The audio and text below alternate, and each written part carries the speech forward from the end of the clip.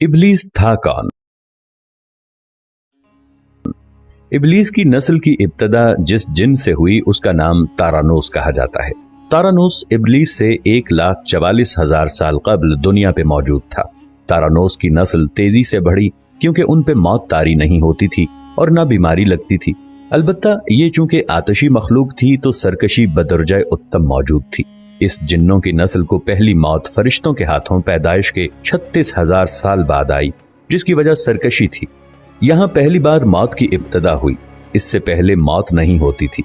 बाद में चल्पानेस नामी एक नेक जिन को जिन्नात की हिदायत का जिम्मा सौंपा गया और वो ही शाह जिन्नात करार पाए। इसके बाद बामोस को यह जिम्मेदारी दी गई। बामोस के दौर में ही चलेपा और तबलीस की पैदाइश हुई। ये दोनों अपने वक्त के बेहद बहादुर जिन्नात थे और उनकी कौम ने चलेपा को शाशेन का लक़ब इसके शेर के जैसे सर की वजह से दिया। इन दोनों जिन्नात की वजह से सारी कौम कहने लग गई कि हमें उस वक्त तक कोई हरा नहीं सकता जब तक शाशेन और तबलीस हमारे दरमियान मौजूद हैं। इन दोनों की वजह से कौम के जिन्नात आसमान तक रसाई करने लगे और तीसरे आसमान पर जाकर शरारत कराते थे।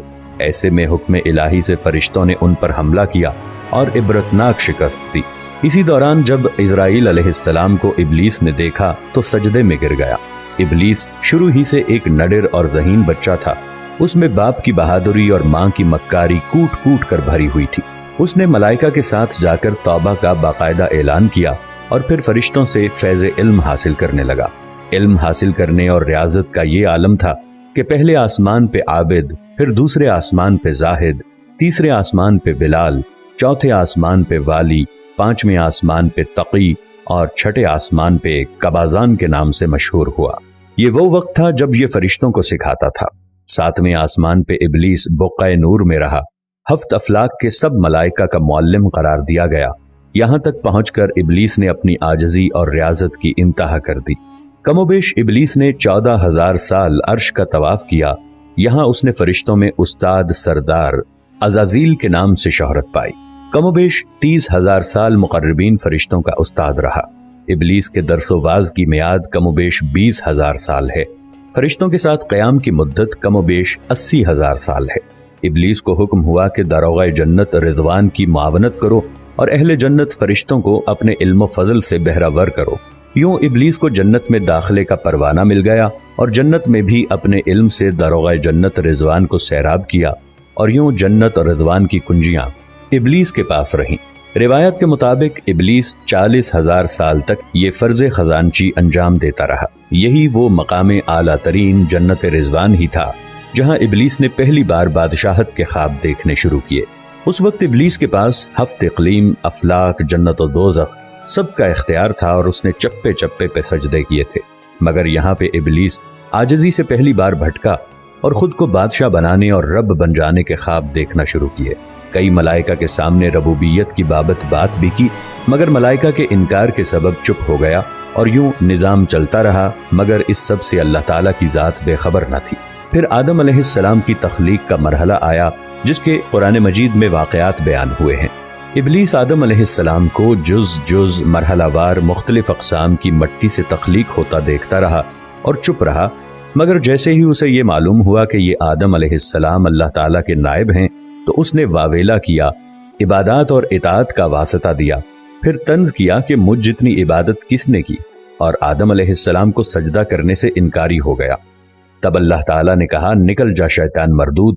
लानती करार पाने के बाद इब्लीस ने अपनी इबादत और रियाजत का रब्बे करीम से एवज मांगा, जिस पर अल्लाह ताला ने इब्लीस को एक वक्त मालूम तक मोहलत फराहम की, जिस पर इब्लीस ने औलाद आदम को सिराते मुस्तकीम से भटका कर अपना पैरोकार बनाने का दावा किया, जिस पर रब्बे करीम ने फरमाया कि जो मुत्तकी और परहेजगार होंगे तो उनको गुमराह तू नहीं कर पाएगा।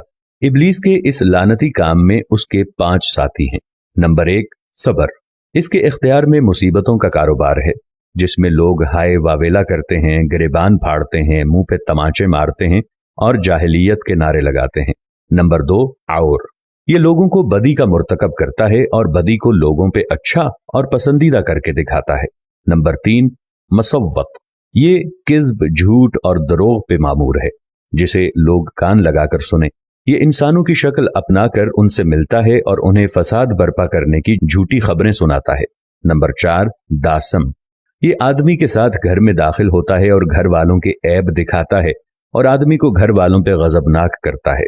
नंबर 5 जकनियोर, ये बाजारों का मुख्तार है, बाजारों में आकर ये बददियानती के झंडे गाड़ता है, बाजारों में बुराइयों और फहाशी पे वरगलाता है।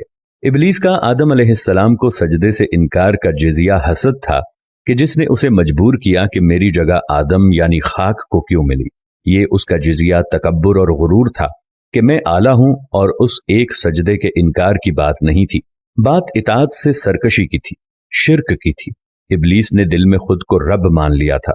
इसी शिर्क अजीम की बदौलत इबलीस ता क़यामत रुस्वा और लानती ठहरा और औलाद आदम को भटकाने के लिए आज़ाद करार पाया। हासिल नतीजा ये ठहरा कि रब्बे करीम को इंसान की इबादत, आजजी, इल्म दानिश से कुछ गरज नहीं है।